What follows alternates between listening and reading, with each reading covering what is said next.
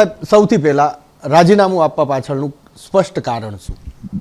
સૌથી પહેલાં રાજીનામું આપવાનું કોઈ સ્પષ્ટ કારણ નથી. મેં મારી સ્વેચ્છાએ કોઈ પણ જાતના દબાણ વગર રાજી ખુશીથી રાજીનામું આપ્યું છે. એમાં કોઈ વાદ વિવાદની જરૂર જ નથી, વાદ વિવાદ થાય એવું કામ જ નથી. સ્વેચ્છાએ રાજીનામું આપ્યું છે. રાજીનામાનું કારણ શું? એમ શું તમને એવું લાગ્યું કે હવે રાજીનામું આપી દેવું છે? કારણ એટલું જ હતું કે ભાઈ હું દરેક બહુ ઘણી સંસ્થાઓમાં કામ કરું છું, સહકારી સંસ્થાઓમાં કામ કરું છું, પંચમહાલ બેંકના ચેરમેન તરીકે, પંચમહાલ ડેરીના ચેરમેન તરીકે, ઘણી સહકારી સંસ્થાઓમાં ડાયરેક્ટર તરીકે છું, નાફેડના ચેરમેન તરીકે કામ કરું છું.